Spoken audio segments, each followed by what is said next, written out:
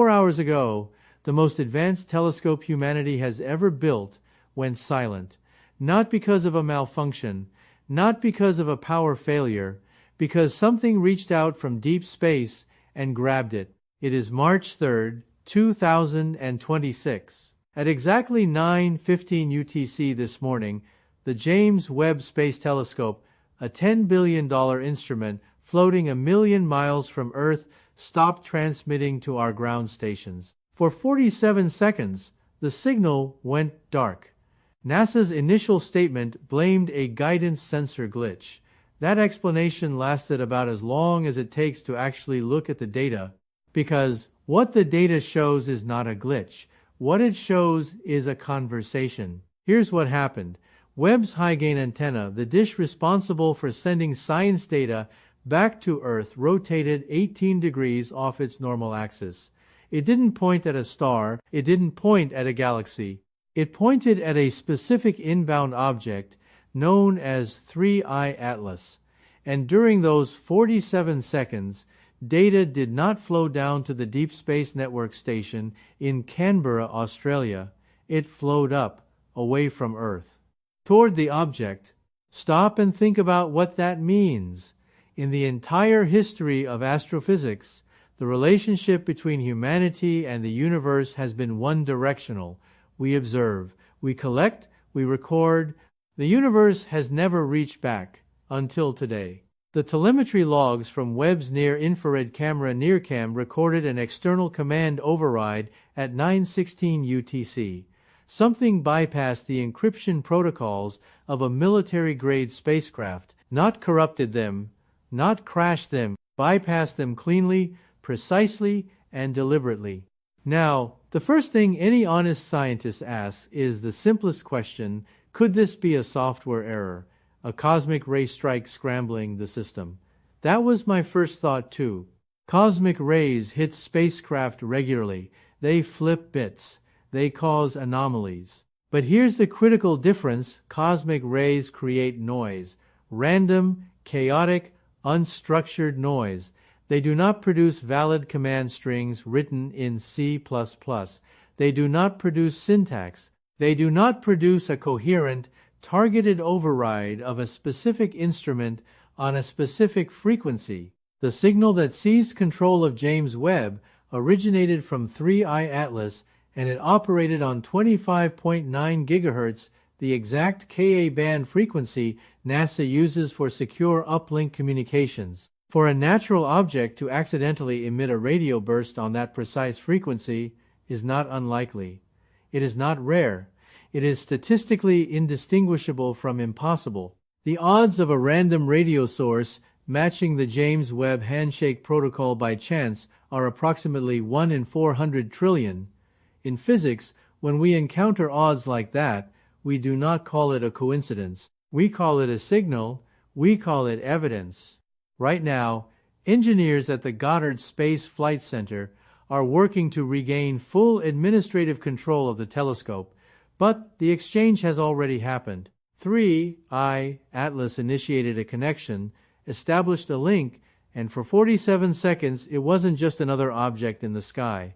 It was interacting with our technology, and the question that keeps pulling at me, the one that no NASA press release will touch, is not how this happened, though the physics of that is staggering. The question is why. Why would an object arriving from outside our solar system need to access the calibration files of our most sensitive planetary sensors? Because that is exactly what it accessed. Not images, not position data. The calibration files. The internal settings that tell the telescope how to see. The silence of the universe just ended. And what comes next will change everything you thought you knew about our place in the cosmos. To understand the full weight of what happened this morning, you first need to understand the object at the center of it, because 3I Atlas was never supposed to be anything special. When astronomers at the Atlas Survey Facility in Hawaii cataloged it on December 19, 2025, they logged it as a long-period comet, a frozen chunk of rock and ice drifting in from the Oort cloud. Routine, predictable, boring, except the physics never added up. For 3 months, researchers watched 3I Atlas accelerate. That by itself isn't unusual. Comets speed up as they approach the sun. Heat vaporizes their icy surface, gas jets out, and that outgassing acts like a weak thruster. It's called non-gravitational acceleration, and it's well understood. But there's a catch. Outgassing produces a tail. It produces a visible coma of gas and dust surrounding the nucleus. Every comet we have ever observed does this without exception. 3I Atlas has no tail. The James Webb NIRCam instrument, the most sensitive infrared detector ever launched into space, stared at this object for 10 consecutive hours last week. It recorded 0 dust, 0 gas, nothing sublimating off the surface. What it did record was a solid, metallic-looking surface with an albedo of 0.8. That means the object is reflecting 80% of the sunlight that hits it. A typical comet reflects about 4%. Polished aluminum reflects roughly 85%. This object is nearly as reflective as a mirror. So if there's no outgassing, what is accelerating it? Newton's second law is not negotiable. Force equals mass times acceleration. The estimated mass of 3I Atlas is approximately 33 billion tons. To push that mass at the rate we're measuring against the direction of solar wind with consistent vector precision requires a tremendous sustained force. And there is no known natural mechanism that can provide it. What makes this even harder to dismiss is the directionality of the thrust. The acceleration isn't random.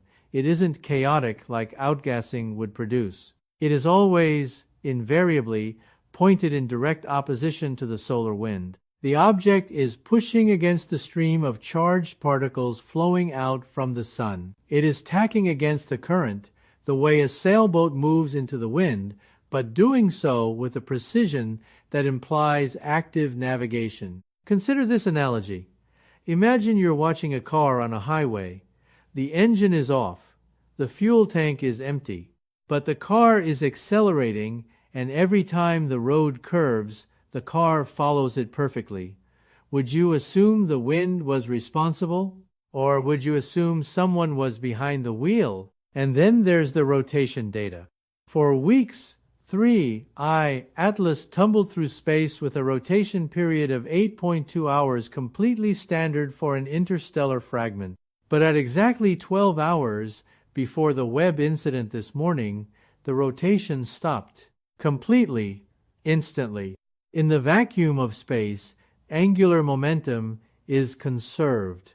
A spinning object continues, spinning indefinitely unless a force acts against it. To halt the rotation of a 33 billion ton mass in under an hour requires an enormous counter-torque energy equivalent to a tactical nuclear weapon applied with surgical accuracy, precise enough to stop the spin without fracturing the object. And here's the part that quietly breaks our models.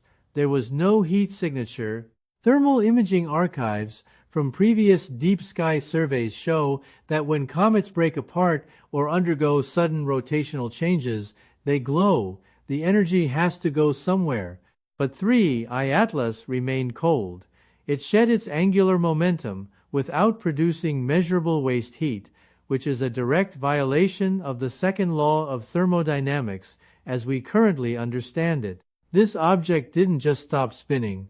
It somehow disposed of the energy without leaving a trace.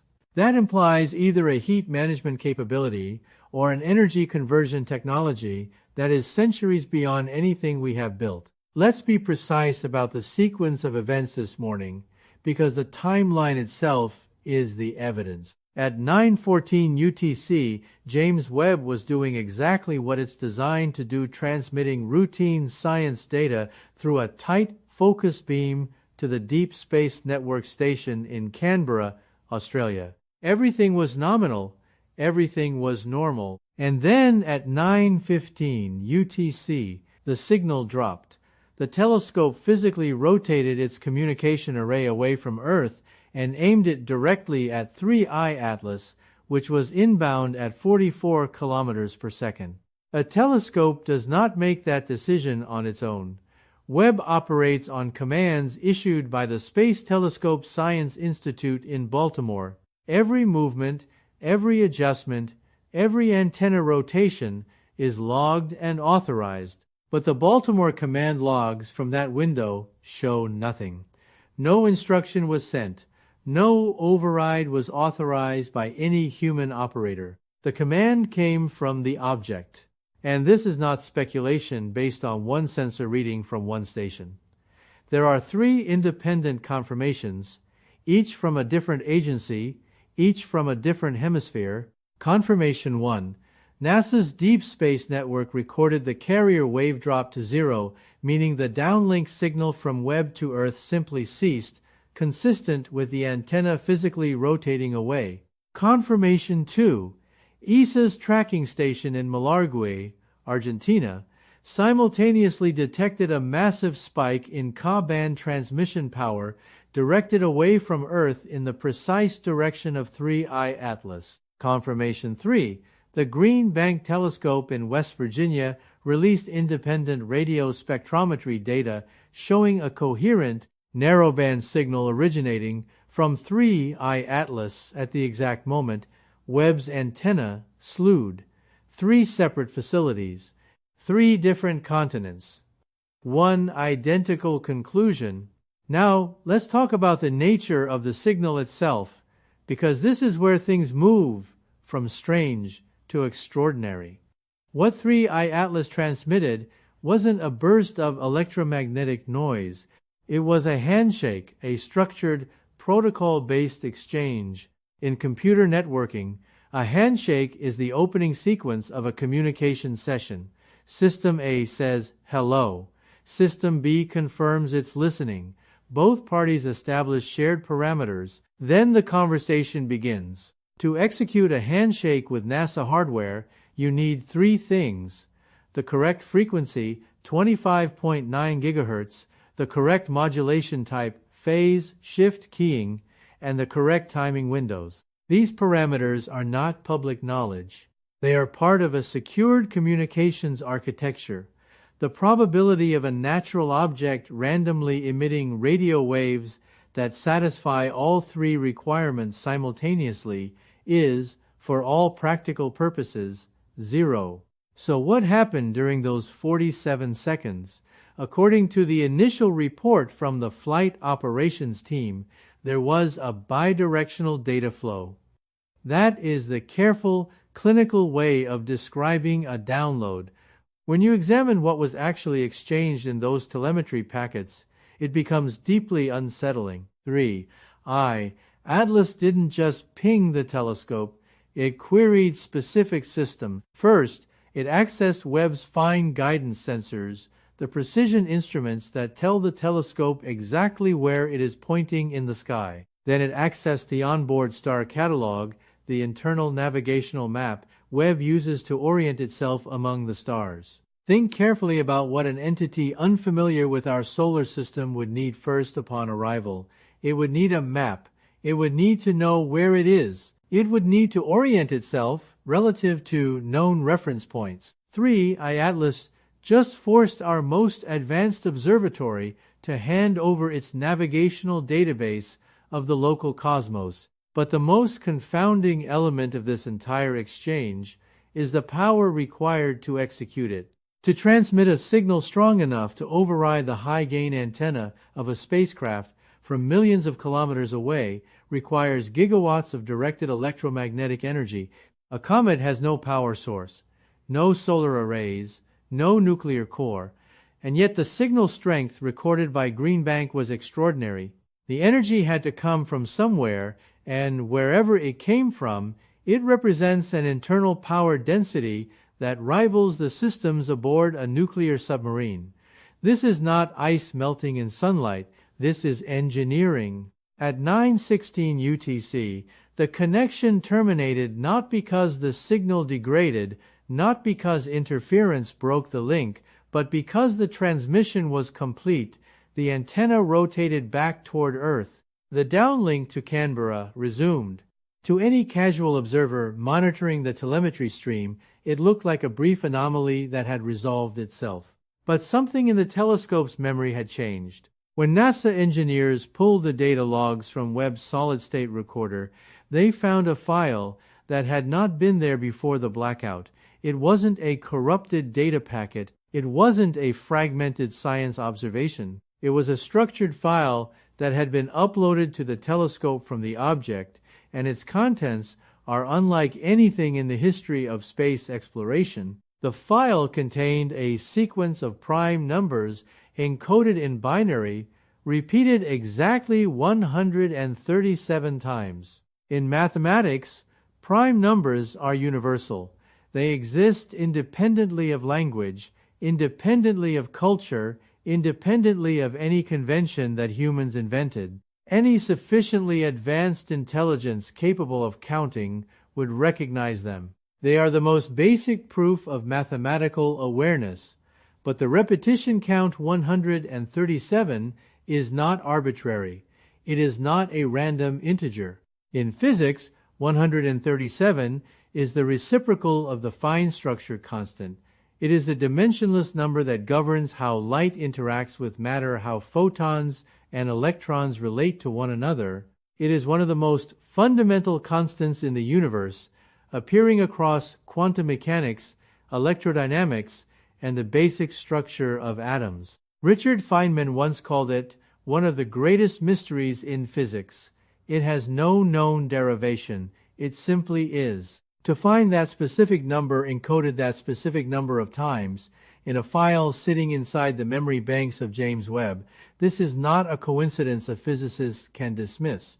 Someone chose 137 deliberately, someone who understands the deep architecture of the universe at a level that implies not just intelligence, but scientific sophistication. They aren't just saying hello, they're showing us they know how the universe works. But the file contains something else. A header, a small string of metadata prefacing the prime number sequence. When cryptographers decoded that header, it didn't point to a star, it didn't point to a distant galaxy or a region of deep space. It pointed to a specific coordinate on Earth. That information is now at the center of an emergency classified briefing that began at the White House approximately 1 hour ago. And while that meeting was being convened, a second data stream was arriving from a completely different direction. At 14:15 UTC, the European Space Agency's Gaia spacecraft, designed to map the precise positions of over 1 billion stars, swept past the coordinates of 3I Atlas. Gaia doesn't hunt for anomalous objects. It measures gravity. It tracks how mass bends the fabric of space around it. What its sensors recorded stopped the team cold. The gravitational field surrounding 3I Atlas was approximately 10,000 times stronger than the object's physical size should allow. Based on its dimensions, roughly 400 meters in length, the object should have the mass of a large mountain. But Gaia's astrometric data suggests it has the gravitational influence of a dwarf planet.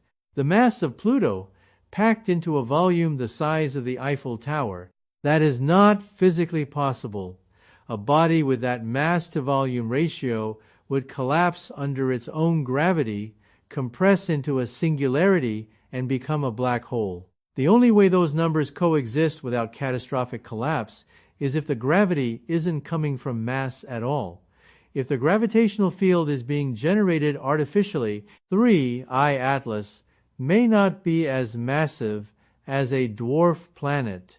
It may simply be producing the gravitational signature of 1. The implications of artificial gravity generation are almost too large to process, so let's anchor them in something concrete. A gravitational tractor, a theoretical device capable of generating a controlled gravity field, could influence the trajectories of nearby objects without physically touching them. Asteroids, moons. In extreme cases, smaller planets.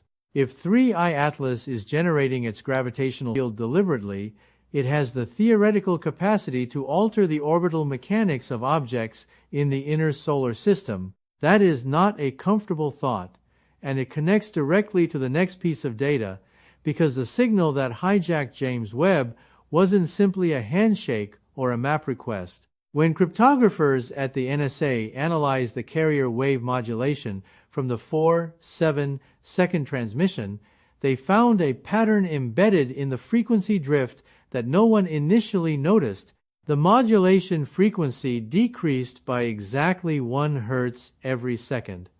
47, 46, 45, perfectly synchronized with the atomic clocks at the Naval Observatory in Washington.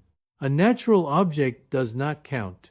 A natural process does not understand integers or synchronize with human timekeeping systems. The universe has rhythms, pulsars, pulse, planets orbit, particles vibrate, but none of those rhythms constitute a countdown, because a countdown implies a target. It implies a 0 point.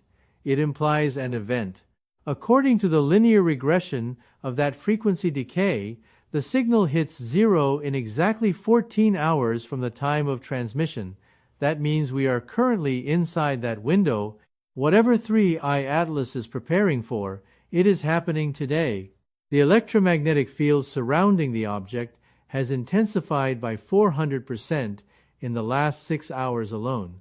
It is charging, and when you combine that with what the file left inside Webb actually accessed, not images, not arbitrary data, but the fine guidance sensors and the navigational star catalog, a disturbing interpretation emerges.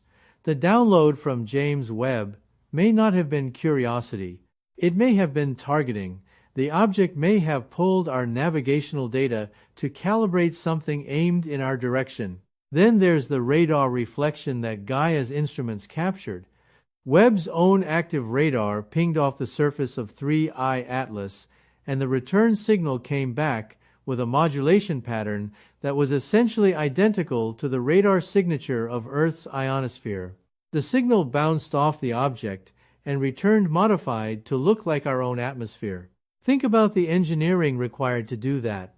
To intercept an incoming radar ping from millions of kilometers away, modify its characteristics in real time to mimic a completely different target, and return it to the originating receiver.